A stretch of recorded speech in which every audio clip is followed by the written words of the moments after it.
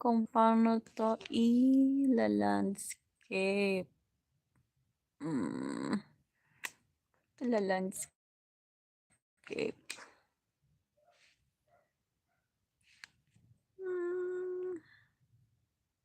Wala, ewan ko. Anyway, siguro matik na yan. So, nasa chapter 3 na tayo.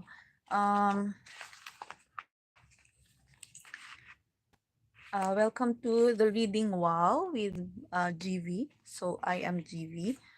And ga-experiment ako kung paano ko to gagawin. So, eto, nasa Atomic Habits pa rin tayo. And chapter 3 na. So, ito try natin yung ganitong way ng pagbabasa. Baka naboboring kayo dun sa yung libro lang yung nakikita nyo. So, ito, read with me. So, the science of how habits work.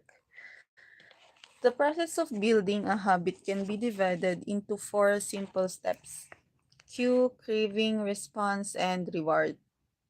Breaking it down into these fundamental parts can help us understand what a habit is, how it works, and how to improve it. So magsa-start sa cue. And then, cue is yun yung kapag nagsa-start pa lang kayong gumawa ng goals. Di ba meron kang goals? So, i-cue mo yung sarili mo na kailangan mo tong gawin. And then, craving, ito na yung, kunyari kapag nag-exercise ka, so magsa-start ka sa day 1, 2, hanggang sa magiging, gusto mo siyang maging habit, hahanap-hanapin yun ng katawan mo, kaya craving. Tapos response, ito yung automatic na siya sa katawan mo na kunyari busy ngayong araw pero naset mo na kasi sa sistema mo na kailangan mo mag-exercise. So, ang response mo dun is mag-exercise ako ngayon. So, aagahan ko mag-out. And tatapusin mo yung mga gagawin mo sa work mo ng mas maaga para makapag-exercise ka kagad after work. So, next is reward. Ito na yung mafe-feel mo na yung katawan mo na nagre-respond na, nafe-feel mo na, ay, payat na ako, ganyan. Payat na ako, gumagaan na ako, tapos magtitimbang ka. Kasi yun yung ginagawa ko. Di ba, nabanggit ko nung first live ko na nag-start exercise. So, yun. Ang reward ko dun is tinitignan ko yung timbang ko after. So, nag-improve naman. 60, naging 57 na. Okay, so, sa mga bagong pasok dyan at bagong nanonood ng live ko ngayon. So, ngayon parang nagsa-storytelling lang ako and parang pagpatulog na kayo, pwede nyo tong i-play or manood kayo for a schedule para yung thoughts, kahit tulog ka na, tas napapakinggan yun ng, yun ang napapakinggan mo, yung mga positive thoughts or yung mga, alam nyo yung mga subconscious. So, nakakatulong kasi siya na ma-reach nyo yung subconscious mind nyo. So, imbis na, parang alternative siya sa podcast na yung mga talks lang. Pwede nyo namang i-play lang and then tulugan nyo ako. Ganun. Natulog. Anyway. So, yun lang naman yung concept nito. Magbabasa lang tayo ng instead of mga stories or fairy tales, ang babasahin natin is yung mga inspiring books like this one, Atomic Habits. Makakatulong siya sa brain cells nyo. Siguro yung mga bagong nabibirduhan, for me kasi ganun, na kapag natutunan nyo na yung about dun sa subconscious mind, matututunan nyo na rin na magbasa ng mga self-help books and ma-in-love din kayo, promise. Anyway, sige, ituloy ko na yung pagbabasa. This four-step pattern is the backbone of every habit, and your brain runs through these steps in the same order each time. First, there is the cue. The cue triggers your brain to initiate a behavior. It is a bit of information that predicts a reward. Our prehistoric ancestors were paying attention to cues that signal the location of primary rewards like food, water. Today, we spend most of our time learning cues that predict secondary rewards like money and fame, power and status, praise and approval, love and friendship, or a sense of personal satisfaction. Of course, these pursuits are indirectly improve our odds of survival and reproduction, which is the deeper motive behind everything we do. So, mag-highlight. So, habang nagbabasa ako at nakikinig kayo, ako naman ay parang magre-review at mag-aaral. First, there is the cue. Your mind is consciously analyzing your internal and external environment for hints of uh, kakain ko lang. Mm. Where rewards are located. Because the cue is the first indication that we're close to a reward, it naturally leads to a craving.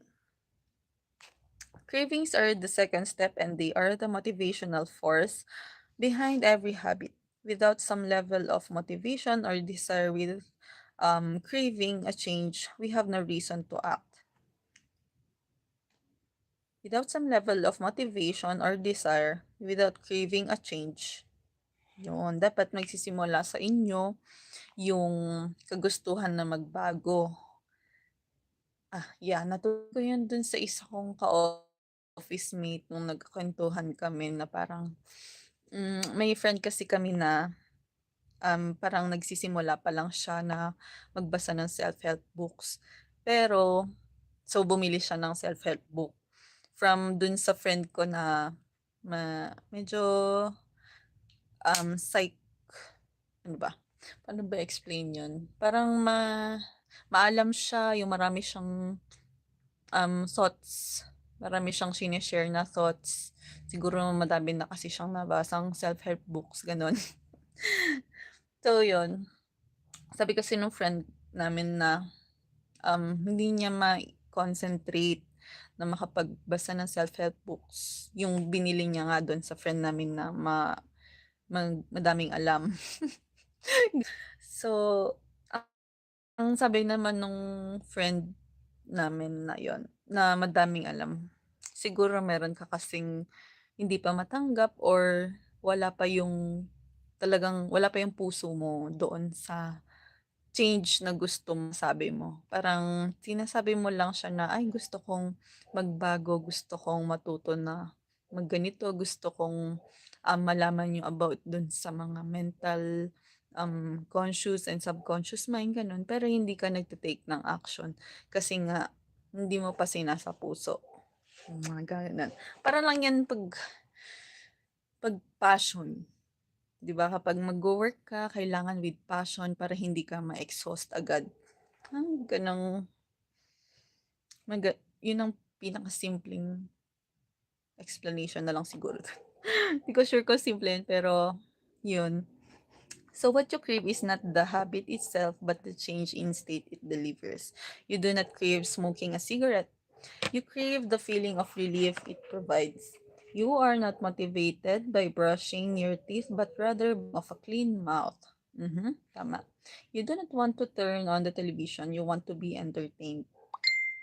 True, tama rin yun. Every crave is linked to a desire to change your internal state. This is an important point that we will discuss later. Hmm. Cravings differ from person to person. In theory, and any piece of information could trigger a craving. But in practice, people are not motivated by the same cues. For a gambler, the sound of slot machines can be a potent trigger that sparks an intense wave of desire. For someone who rarely gambles, the jingles and chimes of casinos are just background noise. Cues are meaningless until they are interpreted. The thoughts, feelings, and emotions of the observer are what transform a cue into a craving. The third step in the response. The response is the actual habit you perform, which can take the form of a thought or an action. Whether a response occurs depends on how motivated you are and how much friction is associated with the behavior. If a particular action requires more physical or mental effort than you are willing to expend, then you won't do it. Your response also depends on your ability. It sounds simple, but a habit can occur only if you are capable of doing it. If you want to dunk a basketball but can't jump high enough to reach the hoop, well, you're out of luck. Finally, the response delivers a reward. Rewards are the end goal of every habit. The cue is about noticing the reward. The craving is about wanting the reward. The response is about obtaining the reward. We chase rewards because they serve two purposes. They satisfy us and they teach us. So gusto kong i-note yon. Okay.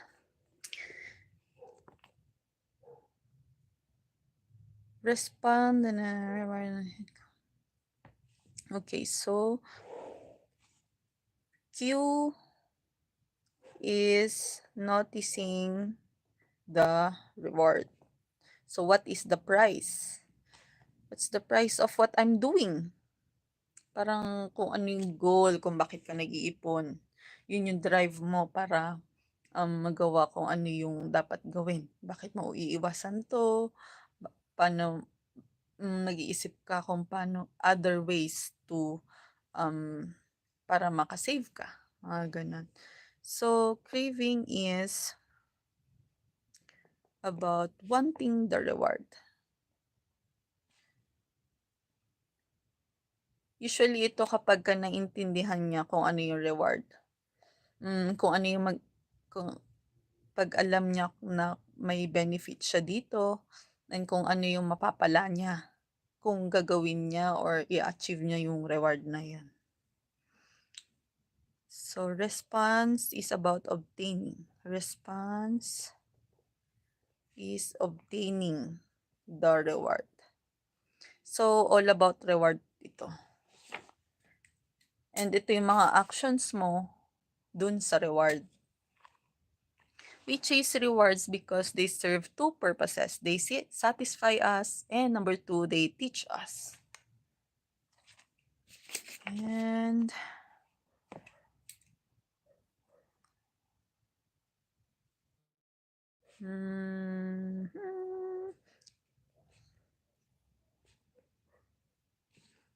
rewards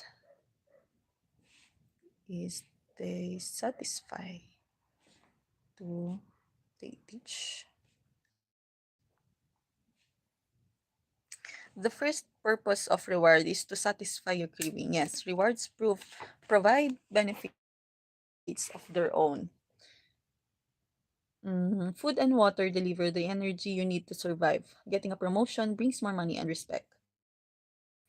Getting in shape improves your health and your dating prospects. But the more immediate benefit is that rewards satisfy your craving to eat or to gain status or to win approval. At least for a moment, rewards deliver contentment and relief from craving. Second, rewards teach us which account actions are worth remembering in the future.